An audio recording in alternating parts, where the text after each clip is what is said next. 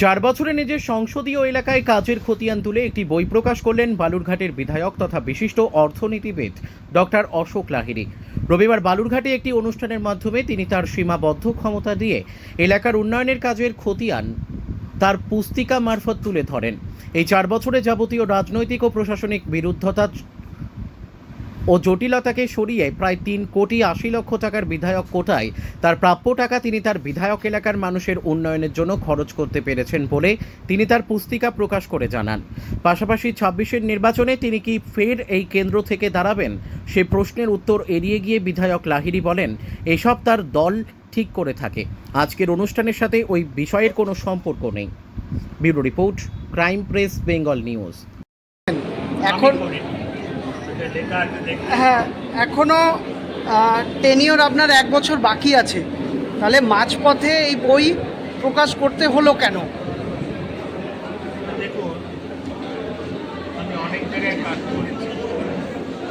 আমার সবচেয়ে বড় গল্প হচ্ছে নিষ্ঠা ভরে কাজ করি, আর আমার যারা বস তাদেরকে বলি কি আমার এখানে বস হচ্ছে আমার নির্বাচন ভোটার, এরা তো সব কিছু জানেন না। সুতরাং এইটা হচ্ছে মোটামুটি একটা করে দিয়ে দেওয়া হয়, পরীক্ষা দেয়, বিজ্ঞান এরকম।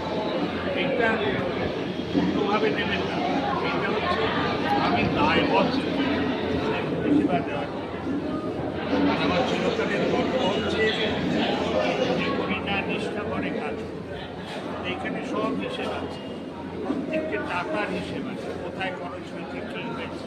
এবং আমি খুব খুশি হব কেউ যদি এসে আমায় বলে এখানে এত টাকা খরচা হলে এরকম কাজ কেন। এটা হচ্ছে মোটামুটি একটা ফিরিস্তিতে বাকি কাজ করে। মানে আমরা তো জেনারেলি দেখি ভোটের আগে একটা শ্বেতপত্র মতো প্রকাশ করা হয় যাতে সারা টেনিওরে কি কি হ্যাঁ প্রতিবেদন প্রকাশ, এইটি আমার ভয় ছিল। যেটা ভাবতে আমার এটা হচ্ছে নির্বাচনী প্রচার এটা নয়, তাই জন্যই এখন করা পরে।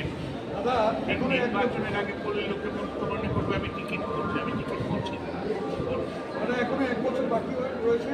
1 বছরের কি মূল কাজের কোন কোন বিষয়গুলোকে আলোকপাত করতে চান এবং কোন কোন বিষয় প্রথম টাকা কটা পায়? 60 লক্ষ। বালুরঘাটের ভারী উন্নয়ন কিংবা বালুরঘাটের ট্রেন রাস্তা কিংবা হিলি অঞ্চলে একটা কিছু বানানো হয় 60 লাখ টাকা হয়।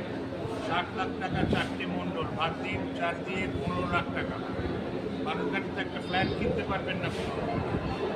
ওই টাকায় কী করা যাবে তার মধ্যেও লেখা, এর মধ্যেও লেখা আছে প্রস্তাবিত কী। কারণ আমি যেটা করি সেটা হচ্ছে ডিস্ট্রিক্ট ম্যাজিস্ট্রেটকে আমি একটা লিস্ট এই কাজ কাকে দিতে হবে, তোমার যাকে ইচ্ছে দাও, খালি চোরদের দিও না।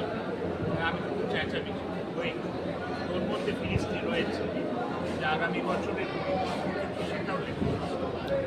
আগামী বছর টিকিট পাওয়ার ক্ষেত্রে দলের কারো থেকে কি প্রতিযোগিতা অনুভব করছেন? দেখুন, আমি বেশিরভাগ জায়গায় চাকরি পেয়েছি আবেদন না করে। আর আমার বয়স, সুতরাং মন্ত্রী যদি হতে হতো মন্ত্রী হয়ে যেত,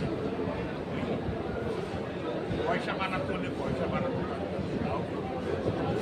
আমি এসেছিলাম খুব ক্ষুদ্র একটা স্বার্থ নিয়ে। প্রথমেই বলেছিলাম আমি পশ্চিমবঙ্গের ছেলে, মধ্যবিত্ত ঘরের ছেলে, সরকারি স্কুলে পাশ করেছি।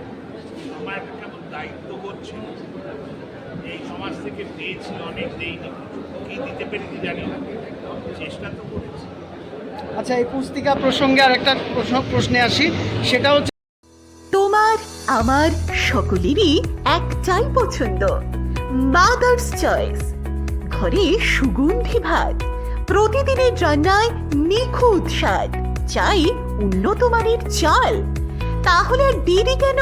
আজই যোগাযোগ করুন ধনরাজ অ্যাগ্রো ইন্ডাস্ট্রিজ প্রাইভেট লিমিটেডে। আমরা আনি আপনার টেবিলে খাঁটি ও মানসম্মত চাল মাদার্স চয়েস নামে। একবার ব্যবহার করুন, আর ফিরে তাকাতে হবে না। বিশ্বাসে গড়া গুণগত মানে সেরা মাদার্স চয়েস। মা যেমন চান, চাল তেমনই। যোগাযোগের জন্য এখনই কল করুন 8509752023 এই নম্বরে। মাদার্স চয়েস, শুধুই শিরা নয়, সবার প্রথম পছন্দ।